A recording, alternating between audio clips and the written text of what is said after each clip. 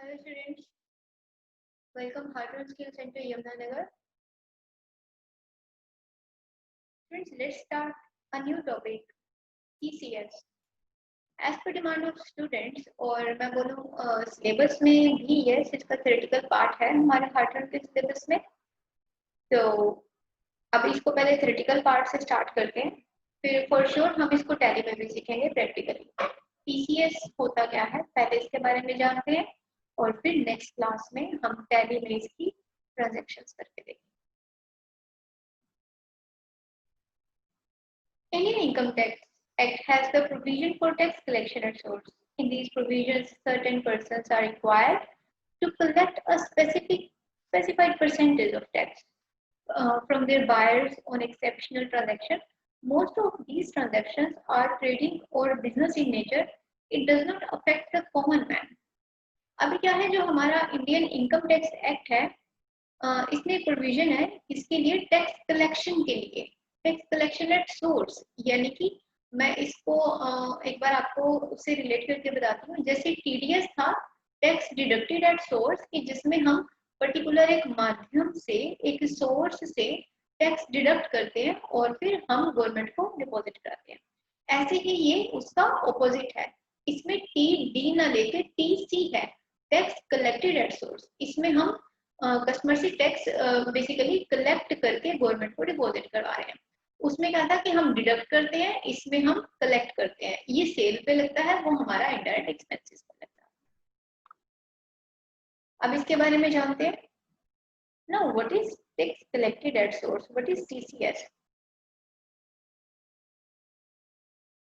Tax collected at source is the tax payable by a seller which he collects from the buyer at the time of sale. जो TCS है ये क्या है? Is the tax payable, ये हमें tax government को देना है, पेबल बाय अ सेलर जो बेचता है, which he collects from a buyer जो बायर से टैक्स को कलेक्ट करता है at the time of sale, sale के टाइम पे। जैसे कि मैंने आपको बताया ये सेल के टाइम पे लगता है tax collected at source. Section 206C of the Income Tax Act governs the goods on which the seller has to collect tax from the purchasers. अब 206 एक्ट के according of the Income Tax Act governs the goods on which the seller has to collect. इस act के तहत हम जो है अपनी जो गुड्स जो हम सेल कर रहे हैं उसके ऊपर टैक्स कलेक्ट करते हैं परचेजर से। Second आते हैं goods covered under TCS provisions and rates applicable to them. जो हमारी इसमें गुड्स आती हैं TCS प्रोविजंस के तहत और उनके जो रेट ऑफ परसेंटेज है वो कौन कौन सी हैं, क्या है, उसके बारे में जानते हैं। When the below mentioned goods are utilized for the purpose of manufacturing, processing or producing things, the taxes are not payable. If the same goods are utilized for trading purpose, then tax is payable. अभी क्या है जो हमारे पास नीचे goods दिए हैं, अगर तो ये मैन्युफैक्चरिंग, प्रोसेसिंग या प्रोडक्शन के लिए, इन सब के लिए यूज हो रही है तो हमें टैक्स पेबल नहीं करना, गवर्नमेंट को टैक्स नहीं देना। लेकिन अगर वही goods, if the same goods are utilised for trading purpose, then tax is payable. लेकिन जब हम उसको ट्रेडिंग में ले आते हैं जैसे कि सेल परचेज में, तो हमारा टैक्स जो है वो पेबल होता है। The tax payable is collected by the seller at the point of sale. जो हमारा टैक्स पेबल है ये सेलर से हम कलेक्ट करते हैं। पॉइंट ऑफ सेल एक टॉपिक है POS का, इसको भी हम करेंगे टैली में कि ये क्या होता है ऑन द स्पॉट। जैसे आप बिल काट रहे हैं या बिल इनवॉइस जनरेट कर रहे हैं तो उसका साथ के साथ प्रिंट निकल के आता है। The rate of TCS is different for goods specified under different categories. तो जो TCS के रेट ऑफ परसेंटेज है वो अलग अलग कैटेगरीज में हम देख सकते हैं। टाइप्स ऑफ गुड्स में क्या है, liquid of alcoholic nature made for consumption bye humans 1%।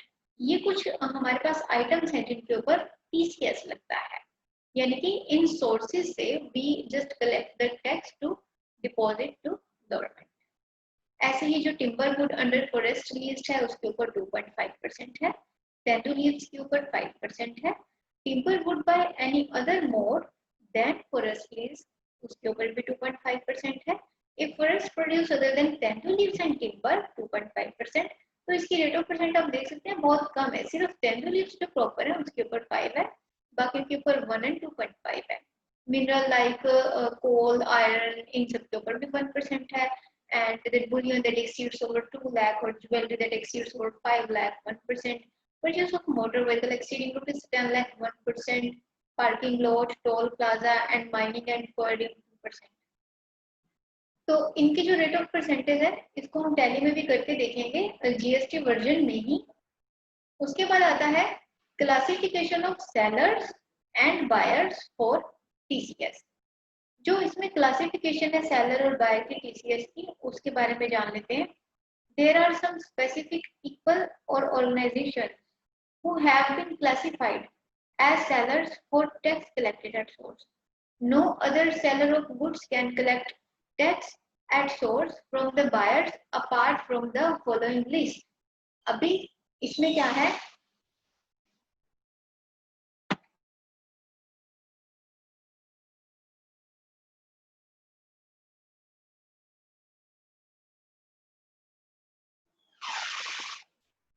अब इसमें क्या है, कितनी तरह की कैटेगरीज हैं सेलर्स और बायर्स की टीसीएस में। Central government, state government, local authority, statutory corporation और अथॉरिटी, ये हमारी लिस्ट है सेलर्स और बायर्स की। Company registered under companies act, partnership firms, cooperative society, any person और Hindu undivided family who is subjected to an audit of accounts under Income Tax Act. And similarly, only a few buyers are liable to pay the tax at source to the sellers. और इसी तरह से हमारे ये जो categories हैं ये divided हैं।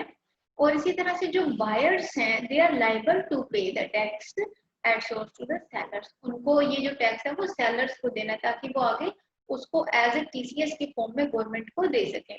Let us know who are those buyers, कौन कौन से हैं। Public sector companies, central government, state government, embassy of high commission, consulate and other trade representation of foreign nation, clubs such as sports clubs and social clubs. तो ये वो categories के हैं जो बायर्स हैं। उसके बाद आते हैं टीसीएस पेमेंट्स एंड रिटर्न्स। जो हमारी टीसीएस पेमेंट्स और रिटर्न्स है उसमें क्या क्या आता है। कलेक्शन, ये मतलब हम मंथ के कौन सी डेट्स में स्पेसिफाइड है ये।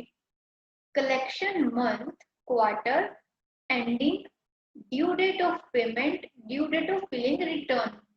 अभी हर मंथ के अब देखें, अगर अप्रैल का है तो अप्रैल और मई का है तो आप उसको 30 जून में उसको करेंगे। ओके, अप्रैल मई जून का 30 जून में, उसके बाद जून जुलाई अगस्त का 30 सितंबर में, ऐसे ही 31 दिसंबर, 31 मार्च। ये हमारा क्वार्टरली इस तरह से जाता है आफ्टर 3 मंथ्स के गैप में।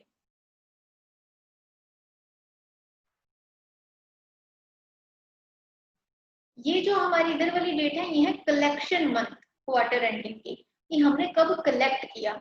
ये जो है due date of payment, due date of filing return, return हमने कब देनी है उसकी। जैसे ये जून तक था, ओके, अप्रैल मई जून, 30 जून तक हमने कलेक्ट किया और उसको हम ये हमारी पेमेंट्स की डेट है। ये हमने रिटर्न की जैसे है 15 जुलाई, उसकी रिटर्न हमने यहाँ इस डेट या उससे पहले पहले करवा देनी। फिर आते हैं टीसीएस हमारी एग्जम्पशंस। इसमें क्या क्या हमें गवर्नमेंट की तरफ से एग्जम्पशंस मिलती हैं उसे पढ़ते हैं। Tax collection at source is exempted in the following cases when the eligible goods are used for personal consumption and the purchaser buys the goods for manufacturing, processing or production and not for the purpose of trading of those goods.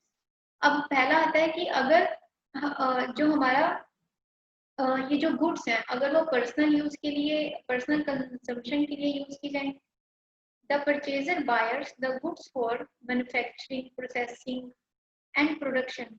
जो हमारा purchaser है वो goods किस लिए ले रहा है, manufacturing, buyer और प्रोडक्शन के लिए, ना कि ट्रेडिंग के लिए। तो क्योंकि जब ट्रेडिंग में आएगा तो फिर वो उसके ऊपर वो टीसीएस लगाना पड़ेगा।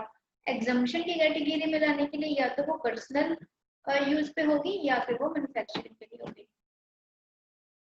उसके बाद आता है टीसीएस अंडर जीएसटी। जीएसटी में इस तरह से हम इसकी कैलकुलेशन या एडजस्टमेंट करते हैं। एनी डीलर और traders selling goods online would get the payment from the online platform after deducting an amount tax at 1% under IGST। जो डीलर या ट्रेडर है जो गुड्स सेल करता है online would get the payment from online platform, उसको online platform से payment मिलेगी। कितना टैक्स डिडक्ट करके 1%। किसमें? IGST एक्ट में, जिसमें 0.5% CGST है और 0.5% ST। The tax would have to be deposited to the government by 10th of next month। जिस कलेक्शन मंथ में आपने वो लिया उसको नेक्स्ट मंथ की 10th में आप गवर्नमेंट को डिपॉजिट करवाएंगे। All the dealers या traders are required to get registered under GST compulsorily। तो डीलर्स और ट्रेडर्स को इसमें जीएसटी में रजिस्ट्रेशन करवाना जरूरी है। And these provisions are effective from 1st of October 2018। ये सारे प्रोविजन कब से हमारे एप्लीकेबल हुए हैं? 2018 से। फॉर एग्जाम्पल मिस्टर राज जो सेलर है is a trader who sells clothes online on Flipkart. Okay, एक राज जो एक सेलर है इज अ ट्रेडर जो क्लोथ्स को सेल कर रहा है फ्लिपकार्ट पे, यानी कि ऑन फ्लिपकार्ट। फ्लिपकार्ट क्या है? बायर, क्योंकि वो अपने सारे जो वो ट्रेडिंग क्लोथ्स के कहाँ कर रहा है? फ्लिपकार्ट पे। He receives an order of 10,000 inclusive of commission. उसको 10,000 का ऑर्डर मिला कमीशन के साथ, तो Flipkart would thus be deducting tax for 100 rupees. 1% का उसके ऊपर फ्लिपकार्ट क्या करेगा? टैक्स डिडक्ट करेगा 1000 के ऊपर 1%। तो फ्रेंड्स इसकी प्रैक्टिकल कैलकुलेशन हम जीएसटी वर्जन में करके देखेंगे, टैली के जो लेटेस्ट वर्जन में। और ये डॉक्यूमेंट मैंने सेव किया हुआ है गूगल क्लासरूम में, आपको बहुत जल्दी मिल जाएगा। अभी आप इतना करके देखेंगे। Thank you.